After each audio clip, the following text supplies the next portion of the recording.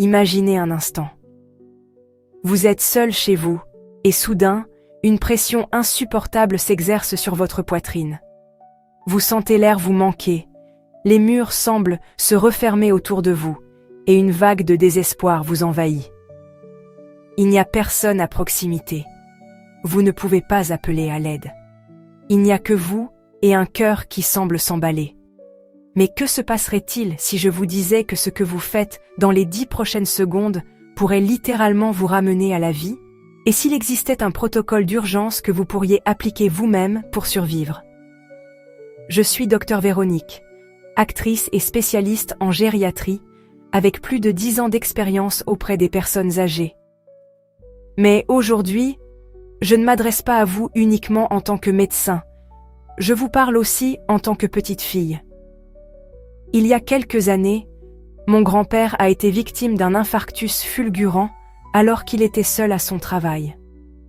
Il a ressenti une douleur aiguë dans la poitrine. Son bras gauche s'est engourdi, mais la panique l'a paralysé. Il ne savait pas quoi faire. Quand nous l'avons retrouvé, il était déjà trop tard. Cette perte a marqué ma vie et ma carrière. J'ai fait une promesse. Consacrer mon travail à aider nos aînés, leur donner les outils que mon grand-père n'avait pas. S'il avait connu les techniques que je vais vous présenter aujourd'hui, son histoire aurait peut-être été différente. C'est pourquoi cette vidéo n'est pas un simple conseil médical générique. Je ne vais pas me contenter de vous dire d'appeler les urgences. Aujourd'hui, je vais vous montrer, étape par étape, 3 techniques physiques spécifiques que vous pouvez appliquer vous-même. Même si vous êtes seul, même si vous ne pouvez pas parler, ou si vos forces vous abandonnent. Ces actions peuvent vous faire gagner le temps nécessaire pour que l'aide arrive. Alors, s'il vous plaît, restez avec moi, car cette connaissance peut faire la différence entre la vie et la mort. Première technique d'urgence, la toux forte et contrôlée. Cette technique est si simple qu'elle semble incroyable, mais elle est l'un des outils les plus puissants à notre disposition.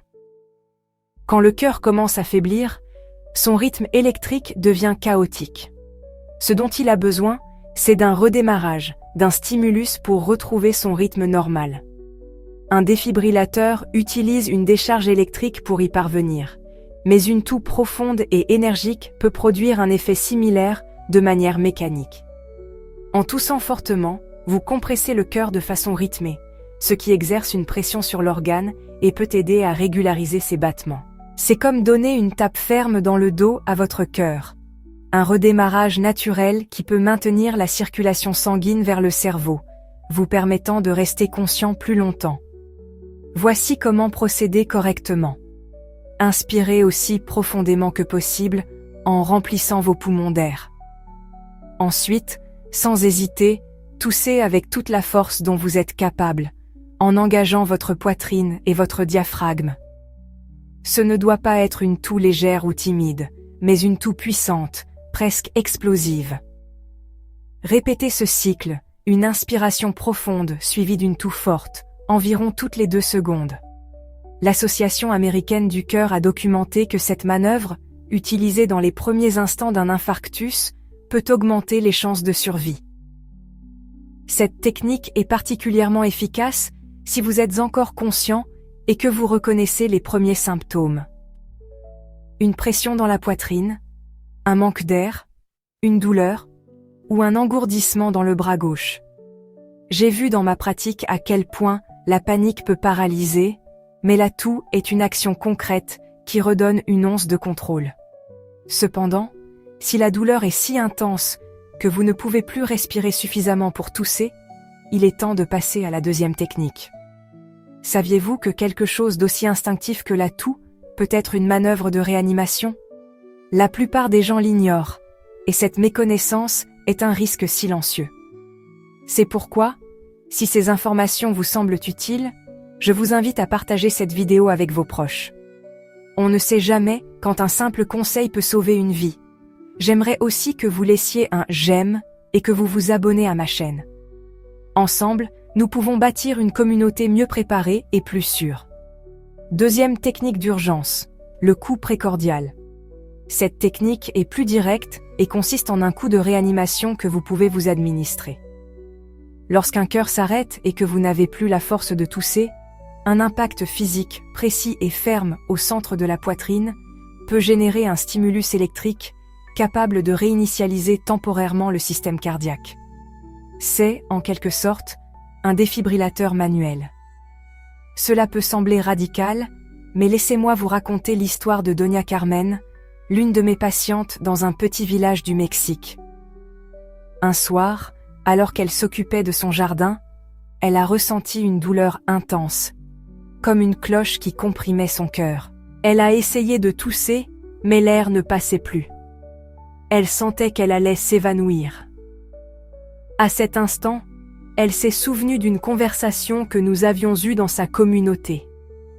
Avec ses dernières forces, elle a fermé le poing et a frappé au centre de sa poitrine.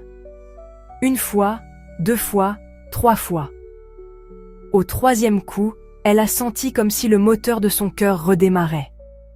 Ce petit choc lui a donné les secondes nécessaires pour rester consciente et appeler un voisin. Quand l'ambulance est arrivée, le diagnostic était clair, un infarctus aigu.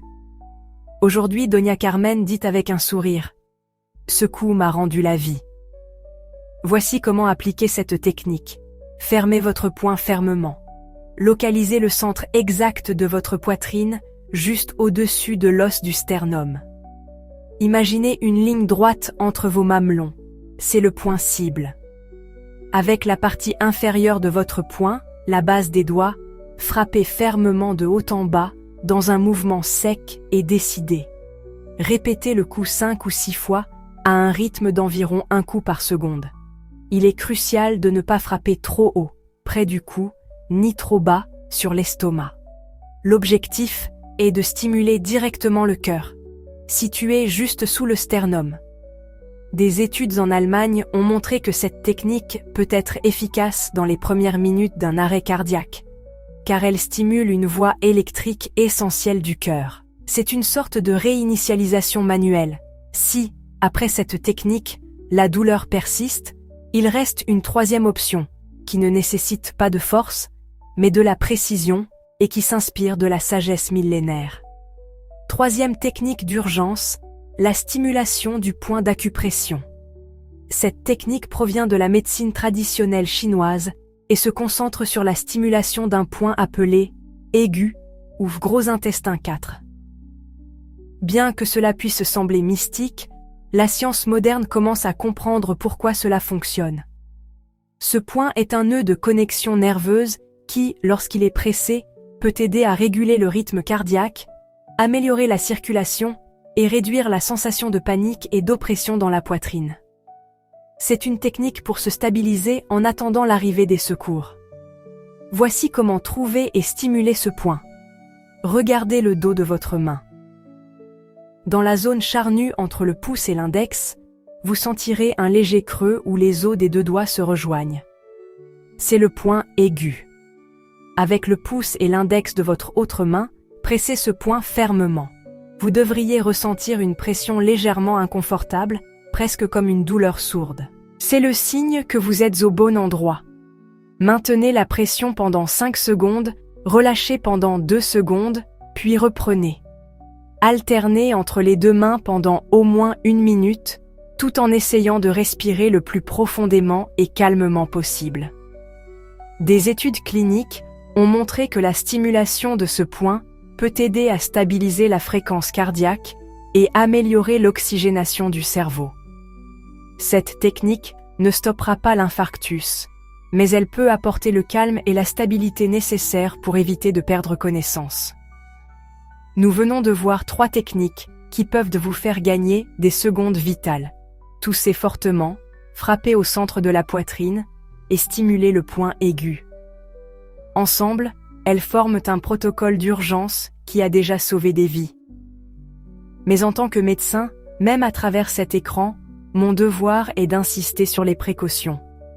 Rien, absolument rien, ne remplace un appel aux urgences.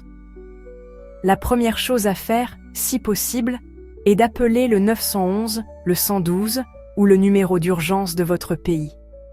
Ces techniques permettent de gagner du temps, mais elles ne guérissent pas un infarctus. Si vous sentez que vous allez vous évanouir, asseyez-vous immédiatement au sol, de préférence sur le côté, pour éviter une chute qui pourrait causer une blessure à la tête. N'essayez pas de conduire jusqu'à l'hôpital. Le risque de perdre connaissance au volant est trop élevé. Utilisez ces techniques en étant conscient de vos capacités physiques. Même si les symptômes s'améliorent après l'application de ces techniques, vous devez consulter un médecin. L'amélioration peut n'être que temporaire. Pratiquez ces techniques dès maintenant, dans un moment de calme. Localisez le point aigu. Ressentez la pression. Trouvez le centre de votre sternum. Dans une situation d'urgence, l'esprit peut s'embrouiller, mais le corps se souvient de ce qu'il a pratiqué. La survie à un infarctus est une bataille, mais la véritable victoire est de ne jamais avoir à la livrer.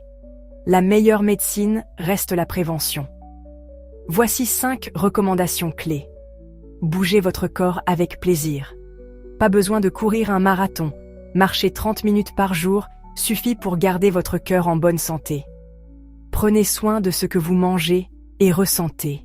Une alimentation équilibrée, pauvre en sel et en graisses saturées, est essentielle. Ne sous-estimez pas l'impact du stress. Le cœur est sensible aux émotions accumulées. Évitez les extrêmes. Ne faites pas d'exercice intense tôt le matin par temps froid, lorsque la pression artérielle est plus instable.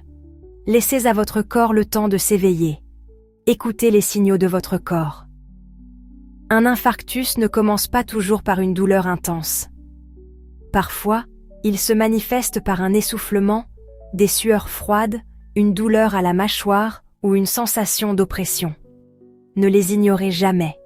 Soyez en bons termes avec votre médecin. Les bilans réguliers ne sont pas un luxe, mais une nécessité. Un électrocardiogramme à temps peut détecter des problèmes avant qu'il ne soit trop tard.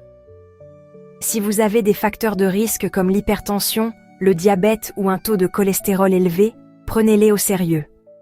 Chaque jour, lorsque j'aide un patient, je pense à mon grand-père et je me promets de faire tout mon possible pour qu'aucune autre famille ne ressente le vide laissé par un décès évitable.